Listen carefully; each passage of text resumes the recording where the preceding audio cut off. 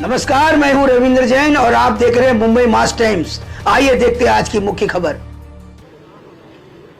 हमारी municipal corporation का चुनाव हो रहा है। हमारे लोकतंत्र की एक ऐसी इकाई है जिसको हम लोकतंत्र की मूलगामी आधारशिला कह सकते हैं। इसलिए इसमें मतदान करना ये बहुत महत्वपूर्ण है। जिनका भारत के लोकतंत्र पर विश्वास है, ऐसे सभी लोगों से मेरी प्रार्थना है कि आप मतदान के लिए जाइए। मैं ऐसा मानता हूं कि मतदान ये केवल आपका अधिकार नहीं है, तो ये आपका कर्तव्य भी है।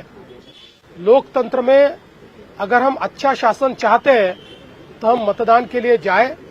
इसलिए मैंने भी मतदान किया है।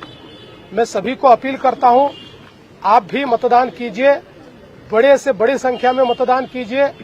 कोई भी अपने घर पे नहीं रुके, सभी लोग लोकतंत्र के इस उत्सव में सम्मिलित हो, ऐसा मैं सबसे निवेदन करता हूं। मुख्यमंत्री जी, बीजेपी के उम्मीदवार पर हमला हुआ, और ये चुनाव आप पे भी काफी टीका की गई, मिमिक्री की गई। किस तरह चुनाव जा रहा है, क्योंकि उम्मीदवारों पे भी हमले शुरू हो गए हैं। देखिए, नागपुर के हमारे उम्मीदवार श्रीमान भूषण शिंगड़े, इनके ऊपर कांग्रेस के लोगों ने जानलेवा हमला किया। उनका हाथ टूटा, उनके पैरों पर भी चोट आई है, सिर पर भी चोट आई है, साथ में जो थे उनका भी सिर फूटा है। और एक प्रकार से चुनाव जब जीत नहीं सकते तो इस प्रकार से हमला करना ये लोकतंत्र को कालिक पोतने जैसा है। लेकिन इसका जवाब जनता देगी। और जो आपने कहा, मुझे ऐसा लगता है कि जिन्होंने भी मुझ पर कुछ कहा होगा उनको भी जवाब जनता ही देगी। महानगर पालिका पे चुनाव जिताने के लिए लगा हुआ है, लेकिन वो ऐसा होने प्रशासन भारतीय जनता पार्टी महायुति को जिताने का प्रयास कर रहा है। मुझे ऐसा लगता है कि अभी विपक्ष ने नई स्क्रिप्ट लिखनी चाहिए। ये स्क्रिप्ट घिस गई, इसके खिलाफ वो हाईकोर्ट में हारे, सुप्रीम कोर्ट में हारे, सुप्रीम कोर्ट ने उनको लताड़ा, बावजूद उसके वही स्क्रिप्ट उनकी चल रही है। और इस बात से एक चीज बहुत पक्की हो जाती है कि हमारे इस चुनाव में हमारी जीत ये पक्की दिखती है, क्योंकि अभी से अगर हमारा विपक्ष कल की हार के बाद क्या बोलना है इसकी प्रैक्टिस कर रहा है, तो मुझे लगता है की मशीन आणली आहे मुंबईत, त्याचं नाव योगायोगाला पाडू असं आहे। त्याच्यावर त्यांना वाटून राहिलं आपण पडू की काय? त्याचं नाव पॅड युनिट आहे, पॅड युनिट, त्याचं नाव केलं पाडू।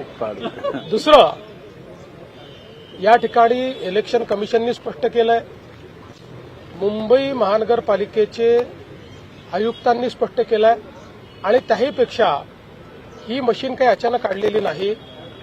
मला त्या ठिकाणी ज्यावेळेस माहिती घेतली त्यावेळेस सिलेक्शन कमिशननी सांगितलं, मुंबई महानगरपालिकेने सांगितलं, सगळ्या पक्षाच्या रिप्रेझेंटेटिव्हला बोलवलं होतं, ते उपस्थित होते, त्यांच्यासमोर ही काय मशीन आहे हे सांगितलं आणि ही आम्ही का वापरतोय सांगितलं।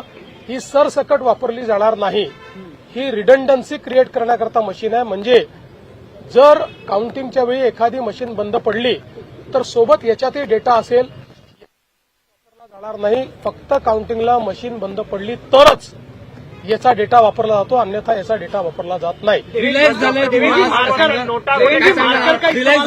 तयारी सुरू झाली आहे? रिलॅक्स झाला की झेडपीची तयारी सुरू झाली आहे? रिलॅक्स व्हायला आम्हाला वेळच नाही आहे।